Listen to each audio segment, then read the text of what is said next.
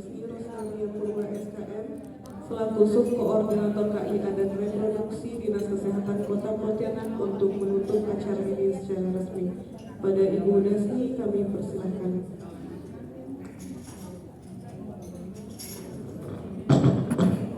Baik, dirilah Pak ya, Bu sekalian. Assalamualaikum warahmatullahi wabarakatuh. Selamat siang dan salam sejahtera bagi kita semua. Selamat Jadi, siang. Bapak dan Ibu sekalian, tadi sudah kami sampaikan kepada Kepala Dinas Kesehatan Kota Pontianak untuk mengikuti, tapi beliau ada kegiatan yang tidak bisa ditinggalkan. Kemudian yang kedua, Kabid Dinkesmas ada acara di Jakarta dan pagi berasal. Jadi ditimpahkanlah kepada saya sebagai support KIA dan reproduksi. Semoga tidak mengurangi makna dari pertemuan kita pada hari ini. Yang terhormat Kepala Dinas Kesehatan Provinsi Kota Pontianak atau ini yang diwakili. Yang terhormat Bapak Ibu Camat, Bapak Ibu Lurah, kemudian Bapak Ibu Kepala UPT Puskesmas Kota Pontianak, kemudian Bidan Praktek Mandiri, Direktur Rumah Sakit Kota, Direktur Rumah Sakit Kota Pontianak, atau Pak, kemudian wakilan dari Kemenag dan KUA yang tidak bisa saya sebutkan satu persatu. Terima kasih untuk perhatian dan atensi Bapak dan Ibu sekalian dalam mengikuti 2 hari full tentang screening penguatan jejaring dalam pelaksanaan screening lahir hamil, ANC dan stunting pada tahun 2023. Bapak dan Ibu sekalian, sedikit yang ingin saya sampaikan kepada Bapak dan Ibu sekalian untuk mendukung pelaksanaan Catin di Kota Pontianak. Info bahwa sebenarnya kegiatan ini sudah lama dilakukan, tapi tetap perlu kita lakukan peningkatan setiap tahun. Yang pasti yang sudah dilakukan yang bisa kami lihat atau yang sudah menjadi fokus perhatian adalah saya tidak memuji ataupun tidak mengecilkan kawan-kawan di puskesmas atau di kecamatan atau di kelurahan, tapi ini sudah dilakukan di puskesmas di rumah sakit yang merupakan aplikasi Catin Siap. Semoga itu bisa dicontoh oleh semua puskesmas atau di semua kecamatan.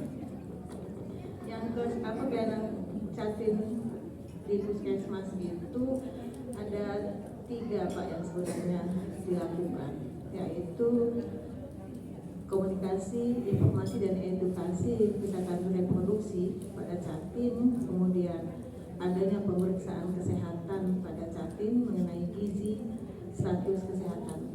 Tadi di materi juga sudah disampaikan bahwa status kesehatan yang perlu diperhatikan oleh pada pasangan calon pengantin adalah terutama untuk perempuan lengkap dengan atas tidak boleh lebih dari 23,5, kemudian anemi atau kadar hemoglobin dalam tubuh, kemudian pemeriksaan penunjang lain yaitu TBC, HIV, sifilis, hepatitis dan lain-lain. Tentu saja ini harus wajib dilakukan. Cuman saya pesan buat kepala puskesmas atau Bapak dan Ibu sekalian. Kami pernah punya kasus Pak, tapi ini tidak di blok up di luar. Ada pemeriksaan salah satu pasangan dan didiagnosa HIV. Saya lupa apakah perempuan atau laki-laki yang punya HIV. Nah, waktu dapat pemeriksaan itu, pemeriksaan itu dibawa oleh salah satu pasangan ke rumah dan memang tidak tertutup dalam amplop. Karena kan waktu puskesmas menyerahkan itu kan dikasih tahu bahwa masalah kesehatan adalah HBCD. Nah, pasangan tersebut dapat HIV, simpan dan pasangan yang membawa itu disimpan di atas meja, mungkin ada meja apa, dibuka oleh salah satu keluarga. Pikir apa? Ada puskesmas gitu. Itu heboh Pak. Saya tidak mengikuti sampai tahu mana apakah pernikahan itu jadi atau tidak, karena pasti salah satu keluarga pasangan itu nggak terima bahwa pasangan kalau kenanya perempuan, yang laki-laki nggak setuju kan itu HIV tuh. Kemudian kalau yang perempuan laki-laki yang kena Tapi saya tidak mengikuti secara langsung apakah itu terjadi atau tidak pernikahannya. Padahal walaupun terjadi mungkin Puskesmas juga sudah memberikan KIP. Tapi kan masyarakat tidak semuanya mempunyai pemahaman seperti kami atau Bapak dan Ibu sekalian yang ada di dalam sini. Jadi memang kita harus paham bahwa mungkin itu yang ingin kami sampaikan pada hari ini. Tolonglah yang materi-materi pada hari ini minimal Bapak bisa terangkanlah di staf Bapak atau Bapak Ibu di lingkungan terdekat Bapak dan Ibu bahwa pernikahan itu direncanakan Pak, dan dengan pasangan yang sehat lahir batin, kemudian sehat fisik dan mental. Dan kalaupun misalnya itu bisa terjadi, kita kembalikan kepada pasangan tersebut. Mungkin HIV tidak bisa kita sembuhkan, tapi mungkin nanti ada edukasi yang dari yang tenaga kesehatan yang kompeten. Anemia bisa kita sembuhkan, hepatitis juga masih bisa kita sembuhkan. Itu. Kemudian yang ingin saya tekankan lagi bahwa Bapak dan Ibu sekalian, selain penyakit yang tadi saya sebutkan, ada yang perlu kita lakukan yaitu penyakit TBC dan jantung. Dan kalau cuma penyakit jantung, biasa jantung bawaan misalnya. Tapi kalau penyakit jantung hipertensi sih masih bisa dilakukan koreksi. Kemudian yang lagi yang ingin saya sampaikan bahwa untuk perencanaan dari semua informasi yang dilakukan oleh Puskesmas, saya ingin penekanan juga oleh Puskesmas bahwa perencanaan kehamilan itu tetap harus dilakukan Bapak dan Ibu sekalian, kecuali kalau by accident, MBA, married by accident. Perencanaan kehamilan tetap harus kita lakukan. Kemudian jangan lupa untuk memberikan edukasi tentang pelayanan keluarga berencana.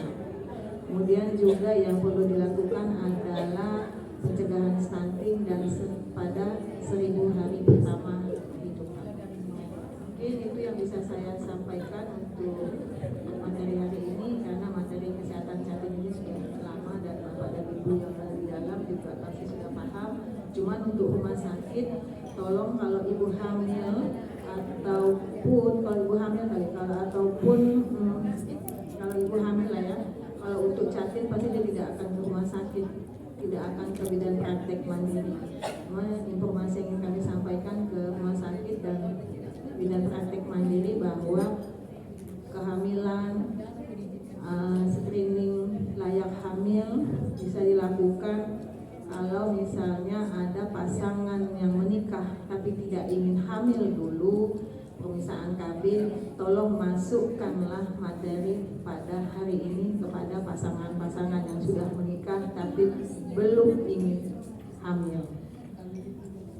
Informasi yang tepat pada seseorang bisa dengan benar dan tepat dilakukan bila dilakukan oleh orang yang tepat dan benar.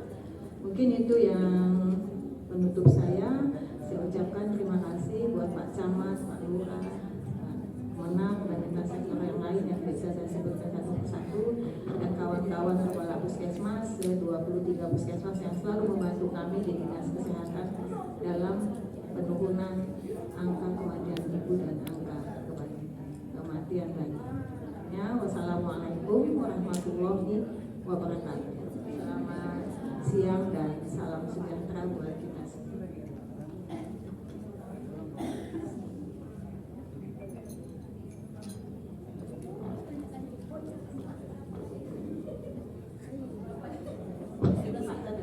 Kami sebenarnya besok ada pertemuan, Linda ya tanggung jawab untuk evaluasi, tapi karena ada rapat anggaran, kami belum tahu hari ini dipotong atau tidak, atau tetap.